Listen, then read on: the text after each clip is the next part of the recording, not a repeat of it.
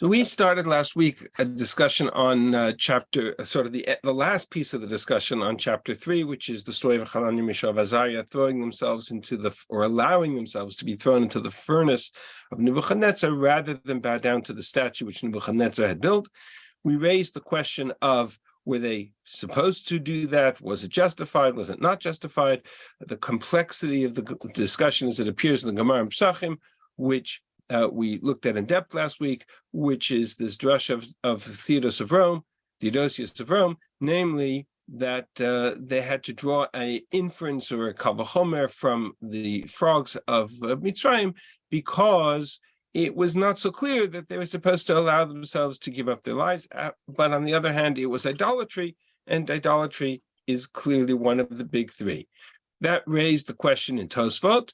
And Tosfot's suggestion was that even though some might read this as idolatry, like Rashi, Tosfot says, Rabbeinu Tam, that in fact this statue was not idolatrous. It was a monument, an andarta, to the honor of Nebuchadnezzar.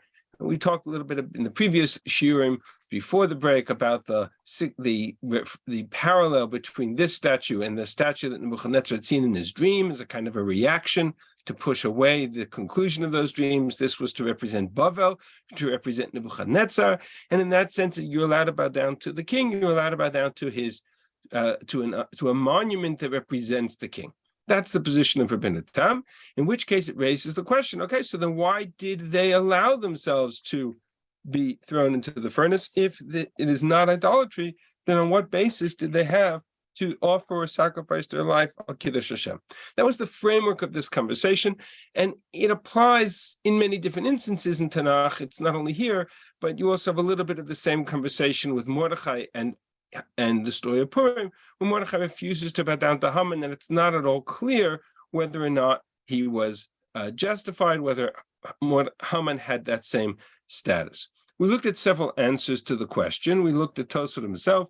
We looked at the machloket, the dispute between the Rambam and the Ashkenazic position articulated by the Rosh Mishans, whether or not a person can voluntarily give up their lives for the sake of sanctification of God's name, when the issue at stake is a non-idolatrous kind of prohibition or restriction or symbol. The Rambam says no, it can only be in what we call Shat Shmad, and the Rosh Mishans who says yes, one can for the sake of their own religious fervor and devotion. That was sort of the basics of the framework of last week's shir, to kind of just do a quick summary. And then at the end of the shir, shared with you this comment of the Nemuka Yosef, who is a Sephardic posek and follows the line of the Rambam that voluntarily one cannot just offer their lives for a mitzvah if it's not one of the big three. On the other hand, Nemuka Yosef says, and this is really our segue into today's discussion, Imhu Adam Gadol v'Chasid Yirei Shemayim v'roeh shehador parutz b'kach if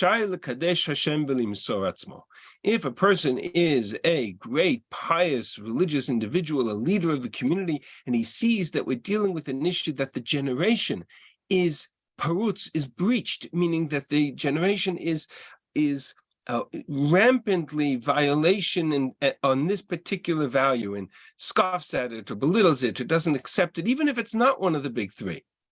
But the generation has kind of lost sight of the value of this particular issue, then a person who sees him, who is themselves of great stature in Yirat Shamayim, can stand up in defense of that particular value. That Nemuka Yosef says is what's going on here. Hananiah, Mishael, Azariah threw themselves into the furnace of Nebuchadnezzar. Why? Not because this was Avodah Zarah. Lav Avodah Zarah. It's not Avodah Zarah. But what is it? And Andarta Shel Melachim. It's a monument to kings. However, and here's the punchline, mitoch shayu ruban to'in usvurim shaita avodah zarah haya kiddush Hashem b'ma she'asu. Most people of that generation saw this statue, they saw idolatry. They saw a statue which to them represented an idolatrous approach. We'll have to explain why. And therefore, Hananiah, Mishael, Azariah saw this as a moment where they needed to stand up and say, no, draw a line in the sand. Obligated to do so? No. but voluntarily wanted to do so because of the importance, the critical importance of this issue for the sake of the spiritual integrity of the Jewish people. That's the position of the Mukha Yosef. It's a somewhat controversial and even at times dangerous formulation that can be abused. On the other hand, in the case of Hanani, Mishael, Azariah, it does explain why they stood up to this breach of this statue and said, we're drawing a line in the sand here. It also tells us a little bit about what this statue represents. We'll come back to that in a little bit of time.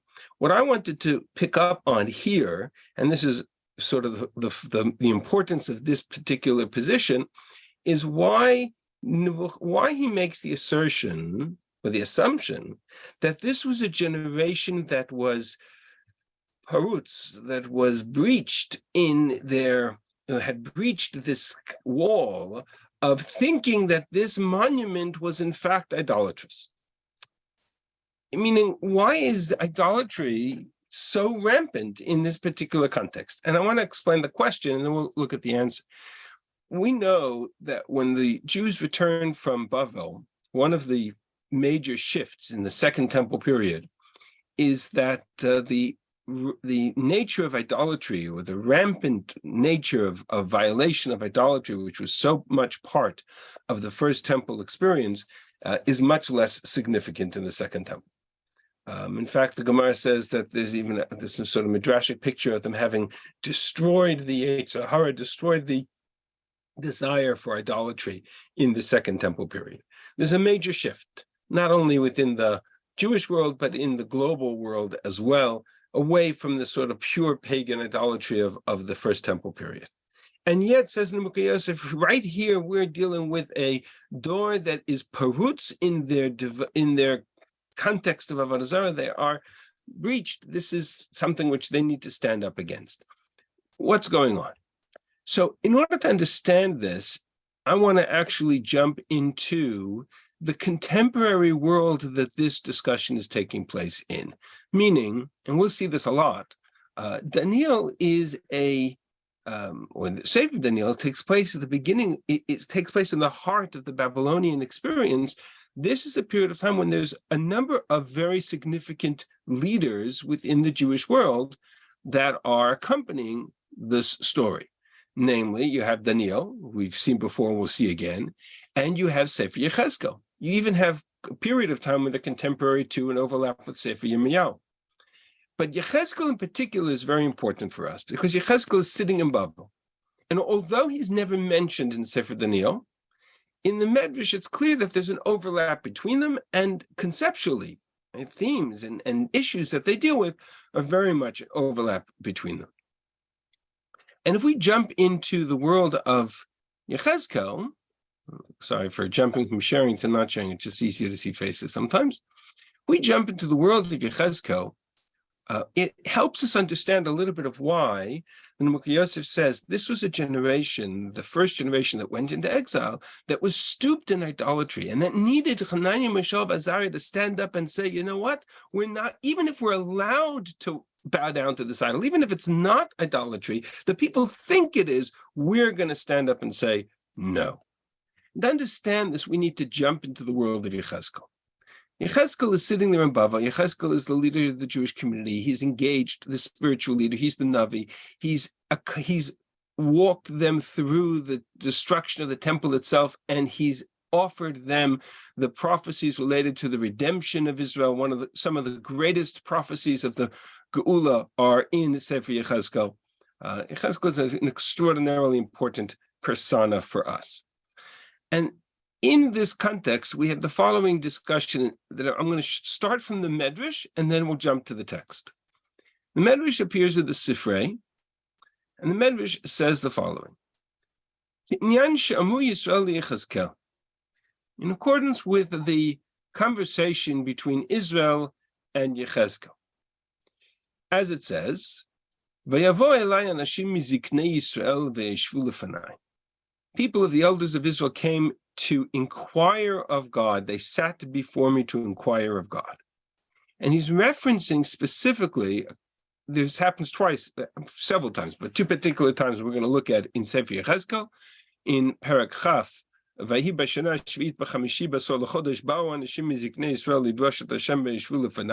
of the elders of Israel came to inquire of God and sat before me. It also appears at the beginning of Perek Yud Dalid, so it appears twice. Yechezkel Chaf and Yud Dalid. We're going to look at both those chapters in a few minutes, but Yechezkel Yud Dalid, begins Vayavo Elai Anashim Miziknei Yisrael Vayeshvu lefanai. People of the elders of Israel came and sat before me. So this is where this Sefer picks up. What did they say to Yechezkel? Amulo, they said to Yechezkel, they asked Yechezkel a question. Eved shemacharo rabo, if you have a servant whose master in the world of slavery, servitude, his master sells him. Okay, so let's put ourselves back into a very unpopular world of slavery. Slave owner owns a slave and he sells that slave to somebody else. What is the status of that slave? Lo yatzamir shuto? Does he go out of the domain of one master and now belong to another? Amalohe. Yechezkel says yes, that is logical. Amulo, so they said to Yechezkel, since God sold us to the nations of the world, we are no longer obliged to follow his domain. God was our master, we are his servants. He sold us to slavery to a foreign nation. We no longer owe God our allegiance. Amalehem, so Yechezkel answered and said, but what if a master only sold his servant temporarily with the intent of retaining or regaining that servant? Then he doesn't exit his servitude or service to that king, to that master, as it says, and this is that same chapter I showed you before, chapter 20. You say, Yechezkel says to the people, you are saying to me, and let us be like the nations of the world, like the nations of the earth, to serve stone and wood. No, I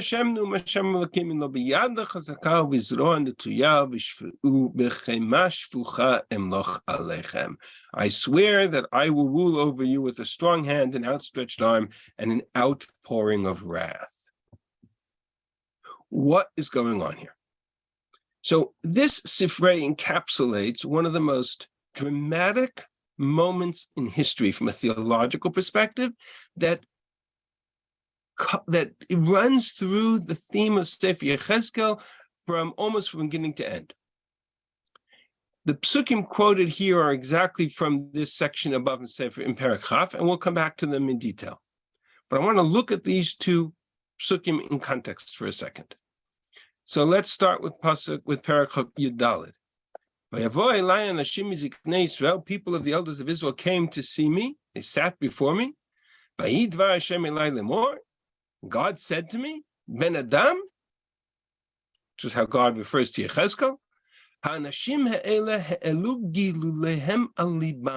these people who have come to you, they've put their idols in their hearts. They've internalized their idols so that it's part of the core of their being. They took the stumbling block of their iniquity and they've placed it before their face. They live with this idolatry. That I should be inquired of them? They've come to ask you a shaila?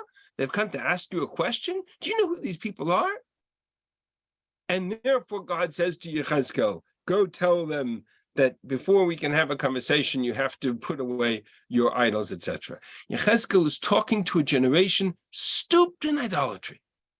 Now, you have to ask yourself the obvious question. You're dealing with a generation that just went through the Churban. They couldn't learn the lesson. They just experienced the destruction of the temple. and the exile of the Jewish people, and they're sitting there in exile because of their idolatry. And now you're telling me that they're stooped in idolatry, they haven't let go of their idolatry, they're still there. What is it going to take for these people to learn this lesson? Then when you come to Yechezkel Perek Chaf, and we're going to learn this parak in detail, but later in the shir today. For now, we're just going to look at two moments in this conversation. 7th year, 5th month. People came to inquire of God. And God says to them, you come to inquire of me, I will inquire it or require it of you. Judge them, Yechezkel, tell them their abominations, tell them their idolatry, and tell them of their idolatrous past. And we're going to get to all of this parak in detail. But the conclusion of this parak, which is where I want to jump to, because that's what the Medrash picks up on. The conclusion of this parak is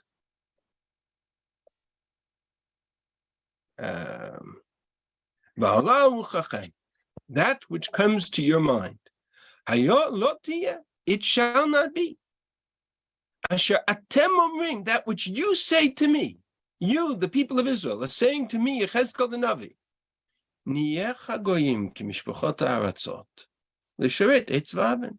we will be as the nations and the families of the earth, serving wood and stone. And which God responds and says, nothing doing, with strong hand, outstretched arm, with outpouring of wrath, I will reign over you. What is going on in these two psukim? I would argue that these two psukim encapsulate one of the most dramatic, critical, theologically challenging moments in all of Jewish history. And to put it in perspective, I'm going to stop sharing for a minute so I can see you all. To put it in perspective, ask yourself the following question. What is the foundation of our relationship with God? What is the foundation of our covenant with God? So we can go back to the Avot, and we can go back to the story of creation, and God is the master of the world, and we can go back to all kinds of philosophical stuff. But at the end of the day, there's one core critical moment that defines our relationship with God. It's the opening statement of the Aseret HaDibrot. David, you have it on your wall behind you. Anochi Hashem Elokecha asher hotziticha me'eretz Mitzrayim mibeit avadim. I am the Lord your God who took you out of the house of bondage from the land of Egypt, from the house of bondage. The brit at Sinai, the brit with God was created over the foundation of Yetziat Mitzrayim. I took you out of Egypt to be your God. Ta'avduna ta'lakim alahar hazeh. And as long as Yetziat Mitzrayim, every time we make Kiddush, what do we say? Zechel Yetziat Mitzrayim. Every holiday, Zechel Yetziat Mitzrayim. Our foundation, our relationship with God, it's the opening statement of the Kuzari. Everything our entire covenant, our entire brit with God is predicated on the covenant of Sinai and the experience of Yetziat Mitzrayim, which is its foundation. Okay. 1,000 years later, God sells them into slavery again. God exiles them from the land, destroys the temple of the symbol of the kingdom. And essentially, from the perspective of the people, God has undone the covenant at Sinai. Brit Sinai is over. Brit Sinai, we think of Brit Sinai as Nasav Nishmez eternal. But that's because we live 2,000 years later, 2,500 years later in a post-Yechezkel world. But to the people at the moment experiencing the Churban and the exile and the destruction of the kingdom and the temple for the first time, the theological challenge it posed to them was off the charts. God took us out of Egypt to be our God. God sent us back into slavery. The covenant is over. That's the message. Well, if the covenant is over, the people come to Yechezkel and say, then we need to fit in. We need to assimilate. We need to be part of the culture. Our covenant with God is over. We're no longer Jews. Now we're Babylonians and Persians and Greeks and Romans and whatever have you. Who says the covenant with God is eternal? The covenant with God is predicated over Yetziat Mitzrayim and the covenant and the covenant at Sinai. The theological challenge that the exile presented to the Jewish people, we can't even begin to fathom. It essentially sent the message that the Brit with God is canceled. We violated our half of the Brit. God therefore finally said the Brit is over, and he tore up the contract. And so we said, so it's time to be like all the other nations and assimilate out of here.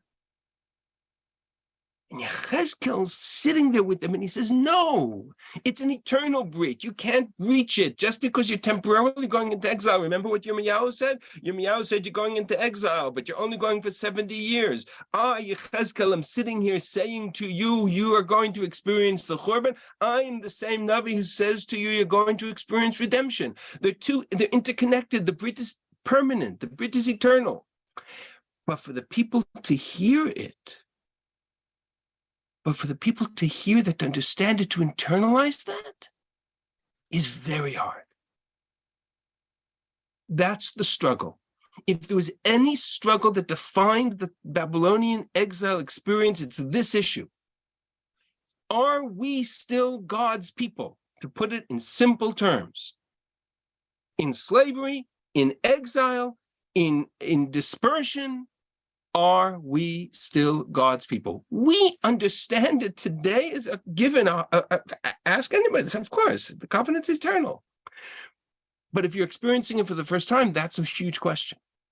Huge. And it will take Hananiah, Mishael, Azariah, Daniel, it will take the story of Purim to demonstrate to the people that there's still some element of divine providence that protects them even in exile, that says you're still my people, even in exile, even if I don't see you, even if you don't see me, even if there's no temple. That's a hard one. It's going to take a whole reevaluation of our relationship with God in order to retune this message that our covenant with God is not based on Yetziat Mitzrayim. It's an eternal covenant. And even if Yetziat Mitzrayim was canceled, our covenant would still be intact. That's a revolution. That's something unheard of. And that's the challenge that the people are going through. Yechezkel's holding their hand, walking them through this theological transformation. It will take 3 generations. But this is the core issue. Fast forward. This is not in Yechezkel, and this is not in Daniel. Fast forward. The Jews come back from the Babylonian exile. How many come back? Time of Ezra and Nehemiah, how many come back? 20,000, 30,000, 40,000? Not that many. Not that many. And those who do come back, within 70 years, the entire experience of Babylonian exile is 70 years long. Within 70 years, they're married to Gentile wives. They are worshiping, they've abandoned all sense. They don't even know what Shabbos is. They don't know what the Torah is. They have total ignorance. In 70 years, they've destroyed an entire understanding of a covenant with God. Didn't take long. More or less the same amount of time it took for the Soviet Union to eradicate the generation of Jews. Took 1 generation. Then they come back. And they come back under Ezra and Nehemiah. They come back first under Zerubbabel, and that's a failure. And then they come back under Ezra and Nehemiah. And they have to relearn the Torah. Ezra has to teach them the Torah. Ezra has to translate the Torah to them. They can't even read it. Because they are a generation that has suffered the consequences of this message, of going into exile and turning their backs on everything that the covenant meant. And Yechezkel struggles with them, and he says to them, you need to survive. You are the Jewish people. You are the remnant. The covenant is eternal. And they finally come back. They finally get it. And I'll show you where we see it. For a moment, let's go back to our share screen. Forgive me for rushing a little bit, but I lost 10 minutes at the beginning, so I'm trying to pull it all together. This is a very interesting moment. Sefer Nehemiah, Perek Tet and Yud. It's referred to as the signing of the declaration, the Amanah, but needs a little bit of background. So I'm not going to read this whole 2 chapters. You're welcome to do it on your own. Nehemiah, Perek Tet and Perek Yud. It's a fascinating story. But again, we're talking about 50 or so, maybe a little bit later, years after the return from the Babylonian exile. So I've fast forwarded to the consequences of everything that we are learning now in the first years of the Jewish community in exile and the struggle the Hananiah, Mishael, and Azariah are trying to deal with. We're now looking at the other end of the spectrum, the consequences. They come back and they describe their status. Now, they're not under Babylonian rule anymore. They're under Persian rule, right? We're going to talk about that later in Yechezkel, in Daniel, because Babylon is conquered by Persia. So they go from Babylonian exile to the Persian exile without having to move addresses. You understand the allusion? Says Nehemiah in his great big speech, right? It starts at the beginning, the 24th of the month. They gather all of the people together with sackcloth and fasting, and they have to separate themselves from all of the non-Jewish spouses that they were married to, and they express the vidui, confession for all of their sins, etc. And there's a long chapter here of history. I'm going to skip the history. We're going to go right to the end, to the punchline. And he says in this punchline, now therefore God, great, mighty, awesome, Shomer habrit ve'achesed, who keeps the covenant and the love and kindness. Don't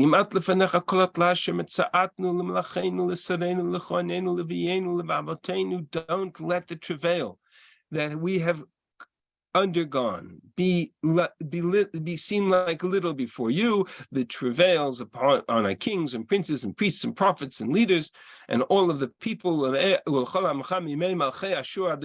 the days of the Assyrians till today. Everything that has transpired, you, God, are justified. You've acted truthfully. It's all our fault. We are the ones who have committed the iniquity. This is the great vidui on the whole experience of exile. Our kings, our princes, our priests, our fathers, they have not listened to your Torah. They have not listened to your commandments. Let's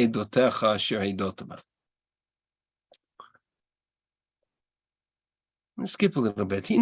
What's our state today? Where are we at today, says Nehemiah? Where are we holding today? Again, we're 100 and some odd years later from the Hananiah, Mishael, and Azariah. They're back in Israel. The temple is built, functioning in some capacity. Says Nehemiah, this is how he describes the state of the Jewish people. We are today as servants. Do you remember the language of the Sefer? A servant sold by his master. Does he still belong to the master? That whole conversation is built around the language of Yechezkel. We are servants on this day. And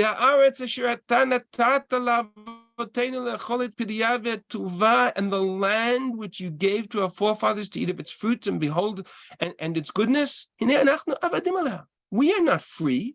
We are not independent. We do not have sovereignty. We are slaves on our land. We are servants on our land. To whom are they servants? To whom are they servants on their own land? Do they have independence? No. Persia. Do they have independence? No. Do they have kingship? No. Do they have even their governor, Zerubbabel, is gone. They are servants to Persia. They have not achieved any kind of political independence. And whatever produce we produce, we have to send it over to the kings. The kings who you set over us in our sins. And they rule over our bodies. And they do as they please. And we are in great distress.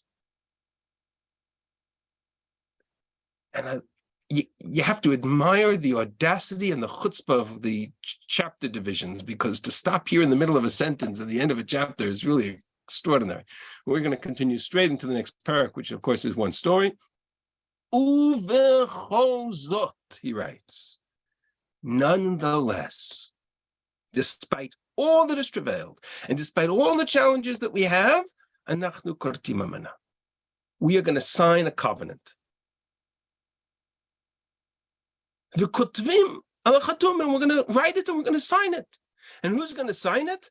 Our Levites and our priests and our Kohanim and our ministers and all of that. And Nehemiah is going to be the first signature, and then we're going to have all these people sitting there and signing, which Sefer, the books of Shivat Zion love the names, so lists of names go on and on and on. You have to kind of go past it, and you get to Shak Ha'am, the rest of the people. Everybody's going to sign this covenant. And what is this covenant going to say?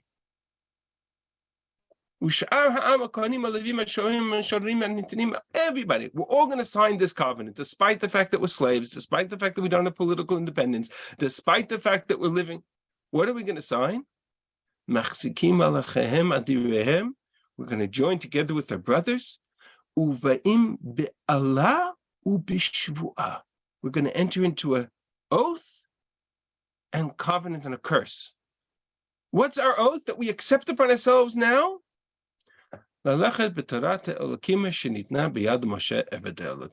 Surprise, surprise. We're going to accept the Torah that you gave to us via the servant of God by the name of Moshe. And we're going to learn, observe all of the commandments and observe all the ordinances.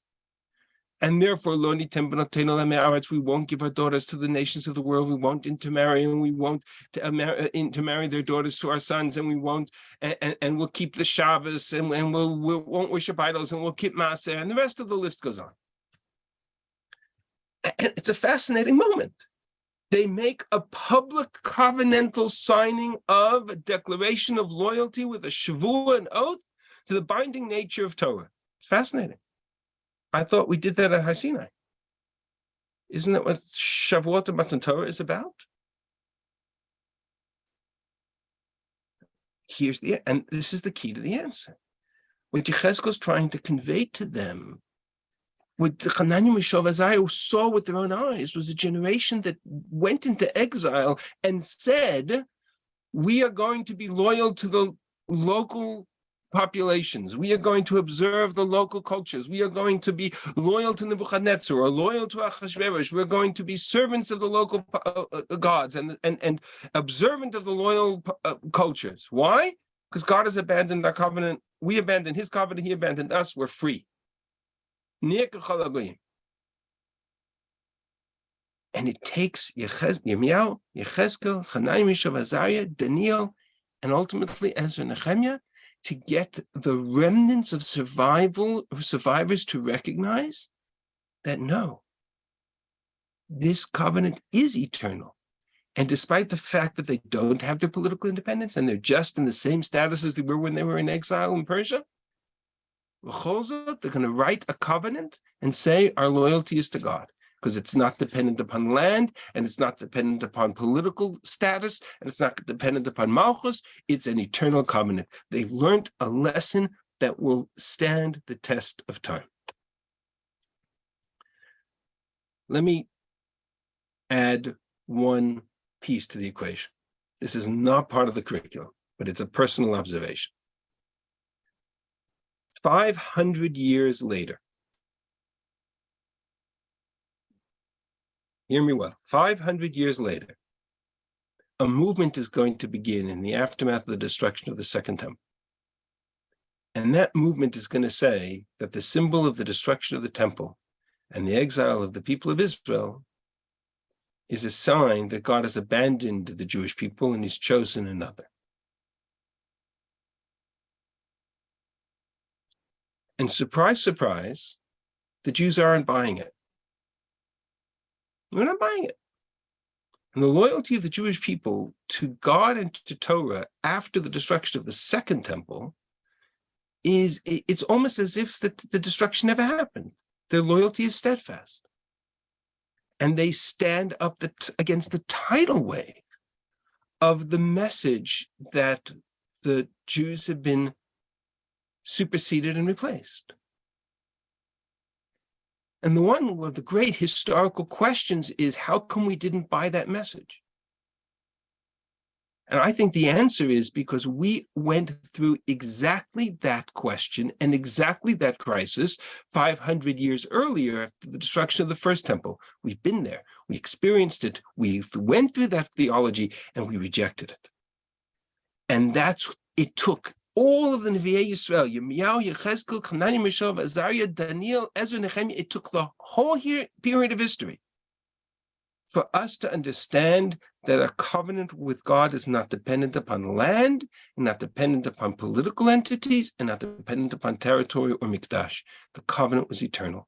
That was the message that carried through all of the books from Daniel through to Ezra and Nehemiah. It was so critically important. And so that's what Hananiah, Mishael, Azariah are seeing. They're seeing the very beginning of that breach of a generation so willing to abandon their sense of Jewish life because they're embracing the only too eager to bow down to Nebuchadnezzar. They're only too eager to bow down to the statues of Nebuchadnezzar. And Hananiah, Mishael, Azariah said, no, we're not going to do it. It may not be idolatry. It may be a symbol of the king. It may be nothing more than an honor of Nebuchadnezzar, but Nebuchadnezzar is not our king. Nebuchadnezzar may be our political sovereign, but our king is the King of Kings. If Nebuchadnezzar dares call himself King of Kings, what are we going to call God? King of Kings. Melech Malchei HaMelachim. That's the core message in all of Sefer Daniel, is this struggle between the first half of Daniel, at least, the struggle with Nebuchadnezzar. Is Nebuchadnezzar who destroyed the temple, Nebuchadnezzar who exiled the people of Israel, Nebuchadnezzar who is identified as the servant of God. God wants him to understand that he's only doing this because at that moment God needed him to do so, but ultimately our loyalty remains with God. That's the key to the story. That's Hananiah, Mishael, Azariah. That's their greatness. Now, what I still haven't addressed, and that's where we're going to go now, is so what's the flip side? There's a flip side. There's a flip side. And there's an alternative, the way to look at the world. And so we're going to go back to this Medrash. And that's what, so far we've talked about this in Yosef and the Sefer and the Sukkim in Yechezkel. I'm going to jump to here. This is a very powerful, very striking, and somewhat scary Medrash. Medrash says that when and again, this is not in the text, this is an interpretation of the text, but I think for us, it's very important to understand the context of what's going on. Daniel. So one of the great mysteries in this parak is the absence of Daniel. Other ways to explain it, but the Medrash suggests that Hananiah, Mishael, Azariah went and took counsel with Daniel to ask him, okay, what are we supposed to do? Amulo, they said to Daniel, Rabbeinu Daniel, Nebuchadnezzar hamid tzelem v'ifrish mikol umav u'mash shlosha. Daniel, our master Nebuchadnezzar, set up an idol, and he's designated 3 representatives of every nation. And lanu ifrish mikol Israel, and he's designated us as the symbol, the representative body of Israel, and told us to bow down. Ma'ata omer, nizgod le'olo. Should we bow down to this idol or not? Now, again, come back to the principle of Tosfot. If it's pure idolatry, if it's idolatry in the sense of an idol, you're harig v'yavar, you give yourself your life up rather than bow down to it, then there's no question. But it's not. It's complex. It's a symbol of political sovereignty and political loyalty, and it's messaging. Therefore, what's wrong with bowing to the king? So Daniel says to them, "Amalahem, ineh hanavi lifnechem lechu atzlo." You know what? Too big a question for me to answer. Go talk to Yechezkel. He's the Navi. Let him answer this question. So they go to Yechezkel. And they say to Yechezkel, Amulo, K'moshe Amul Daniel, Nizgodalo, should we bow down or not? So Yechezkel says to them, says the Medrash, Amalahem, I have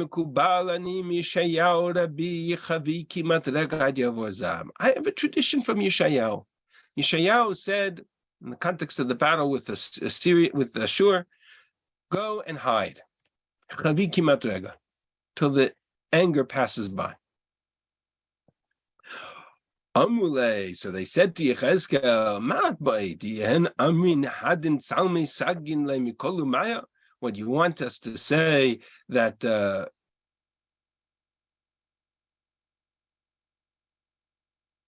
that every other nation prostrates themselves to this idol and not us? And we should bow down to it. So what do you say? We say we want to we want to diminish it. We want to be there in heavy taman. We don't want to hide. We want to be there. And we don't want to bow. In other words, Yechezkel says to them, go hide. Go, don't show up. Call in sick that day. Disappear. It's the same argument they gave to Mordechai when Mordechai refused to bow down to Haman, and he sat there in the gates of the king every day. And they said to Mordechai, why don't you go home? Why do you have to sit here and taunt him for? So they said, we want to be there and we want to not bow down. That's why it says, and here it quotes the opening pasuk of Sefer, a paragraph that I quoted to you before. The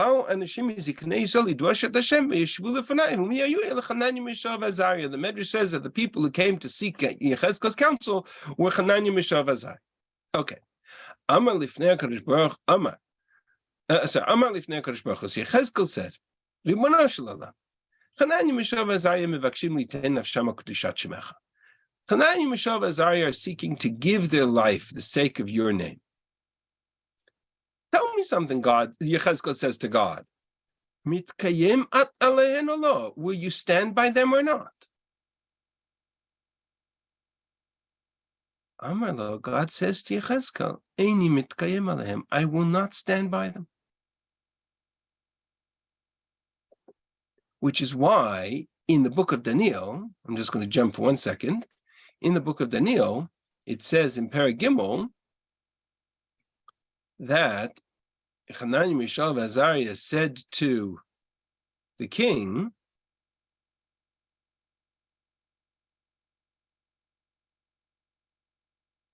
Im yesh Elokeinu asher anachnu avdim yachol la'atzilenu mikivshan ha'esha ba'eret umiyadcha ha'melech yatzil. V'im lo, if God saves us, great. And if not, yadu yelecha melech. We will not bow down to your idols. We will not worship your gods. Whether God saves us or not, we're going to do it. Says Yechezkel, God said to me, I'm not going to save them. And he quotes the rest of these psukim. You caused the destruction of my temple. You caused the exile of my people. Okay. At that point, Yechezkel began to cry and wail. And he said, Vai l'sonei Yisrael, woe to the people of Israel. Avda sherit Yudah. Lost is the remnant of Judah. This will destroy the Jewish people. The last hope for the remnant of Judah is gone. Because they are Hananiah, Mishael, and Azariah, and they will be destroyed in the fiery furnace, and Avda sherit Yudah. There's another version of the same Medrash that appears in Midrash HaGadol. Midrash HaGadol is written in the 15th century. It's a collection of Midrashim of early classic Midrashim. You have the footnote on the bottom. And there you have a similar statement. Rabbi Natan Omer, initially they went to Yechezkel and they asked Yechezkel, should we bow down? And Yechezkel said to them, no. Why? because Yechezkel said, and here's the key phrase, Na'avod or lo na'avod, Amar lahem Yechezkel said, Asher yaseh otam ha'adam v'chai bahem, mitzvot are to live by, not to die by. V'lo sheyamut b'hem. To which Hanani, Mishael, and Azariah then said, wait a second, God says, if you worship idols, you'll be destroyed. And the king is saying, if you don't worship the idol, I will destroy you. If we accept the words of the Torah, we're going to die by the hands of the king. And if we accept the words of the king, we're going to die by the hands of God. Either way, we're going to die. I'd rather die sanctifying God's name. Yechezkel began to wail on his face and say, Avda Sherit Yudah, the remnant of Judah is lost. I don't understand. After everything we said earlier about Yechezkel looking at this generation and trying to explain to them that the covenant is eternal and idolatry is not and the exile is not an excuse to abandon Torah, suddenly they come to him and they say to him, wait a second. Yechezkel, we want to stand up for Torah. We want to stand up for not for bowing down to idols. We want to stand up and defend the covenant with God. Why should we not do so? And Yechezkel says, no, you have to bow down. What are we doing here?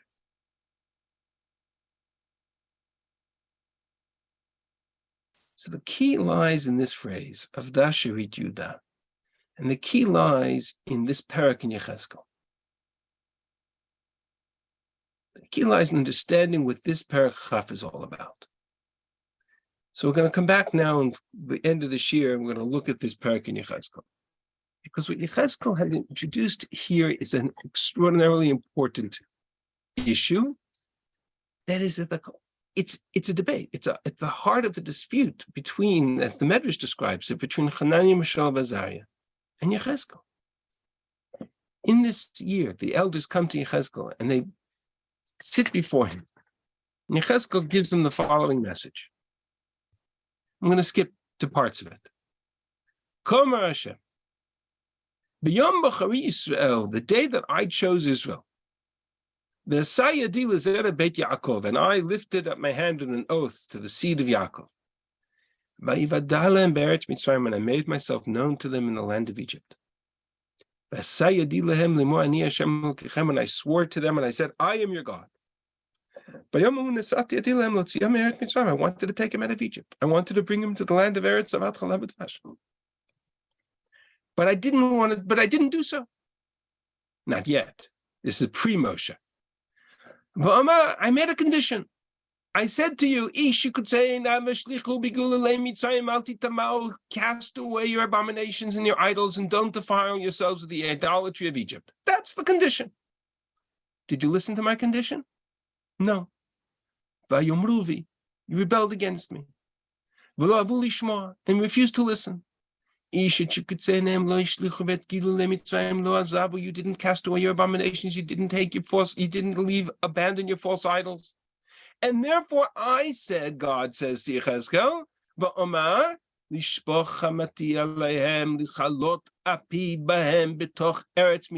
my intention, therefore, was to destroy them in Egypt, to wipe them out for their idolatry in Egypt. And you know why I didn't? Because I acted for my namesake. To not to destroy them, not to profane my name in the eyes of the nations of the world. And therefore I took them out of Egypt. Because they deserved to leave Egypt? No. But because to destroy them in Egypt would have been a chilul Hashem, would have a destruction of God's name in the eyes of the people. So I took them out of Egypt and I brought them into the desert.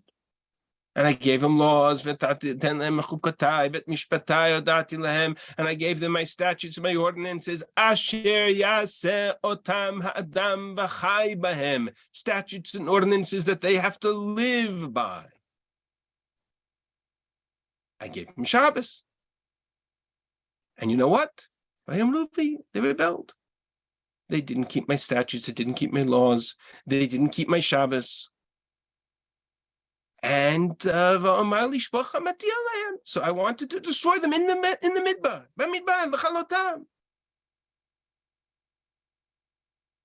How many times has God threatened to destroy the Jewish people in the desert? At least twice. Moshe stands up and defends them.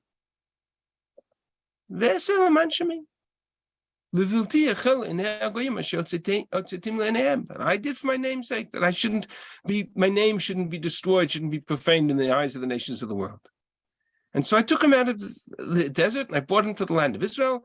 And in the land of Israel, I gave them laws and I gave them statutes that they should live by. And guess what? And they rebelled against me and they worshipped idols. And the cycle continues. So I scattered them amongst the nations of the world. I sent them into exile. It's a fascinating parak, but it's exactly what the Medrash says. That Yechezkel's answer to Hanani, Mishael, Azariah was v'chai bahem, live by the commandments and not die by them. But wait a second, we're talking about idolatry. God said they worshipped idols. Idols is a violation worthy of destruction. When they worshiped the golden calf, what did Moshe say to God? When they worshiped the golden calf, he defended the people of Israel, right? He said God shouldn't destroy them. God wanted to destroy them because they were worshipping idols. And what does Moshe say? Ma yomu Mitzrayim.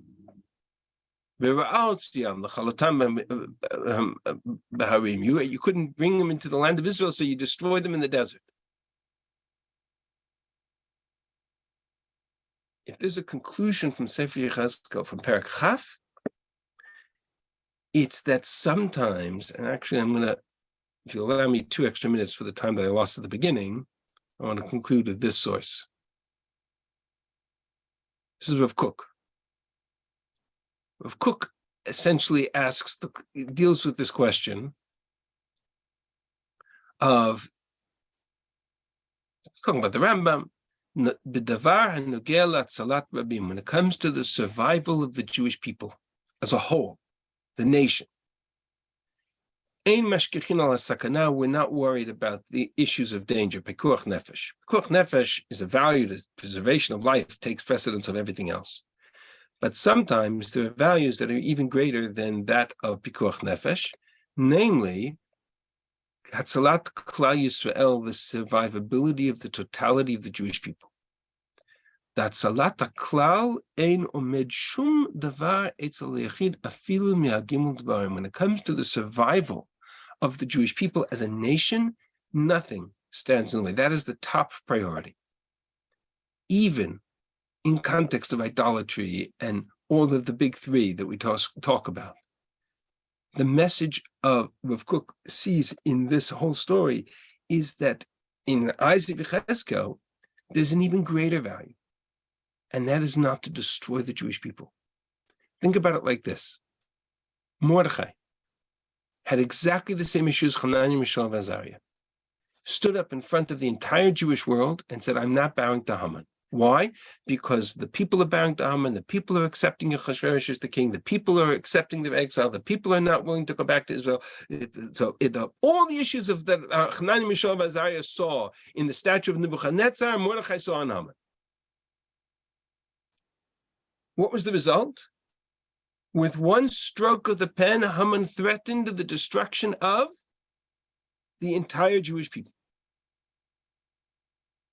That, says Yechezkel, is a bigger issue and a bigger concern than even the idolatry of the nation. The physical survivability of the Jewish people is the paramount value. Nothing, not even idolatry, stands in the way of the protection of the totality of the Jewish nation. To which Hanani, Mishael, and Azariah said to Yechezkel, what hope is there for a physical nation if we abandon the covenant of the spiritual nation? That debate between Yechezkel and Hanani, Mishael, and Azariah was never resolved. Yechezkel saw it as a threat to the Jewish people.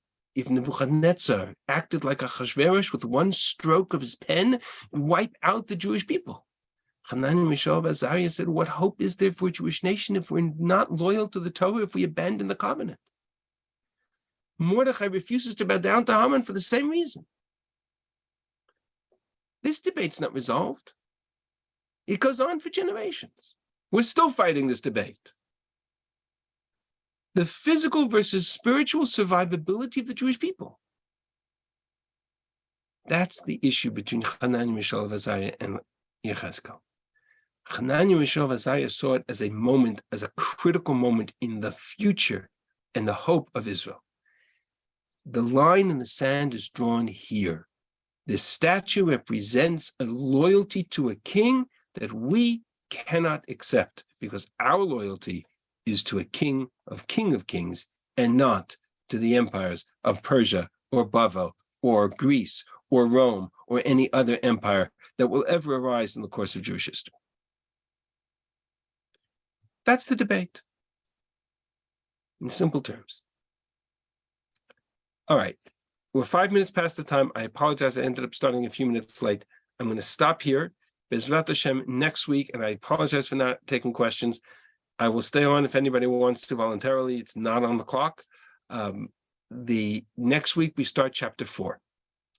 And now we're going to move to the rest of the chapters. At least we have the foundation of the struggles and the challenges and the issues. Moving forward, this will become a somewhat easier conversation to have, because the variables are now all on the table. So thank you for listening. Thank you very much. My pleasure. Rabbi Shulman, I Thank just you. want to ask you a quick question. Sure. Is there a halacha about Jews and monuments? Isn't there something that you can't build a monument to yourself until you're nifter?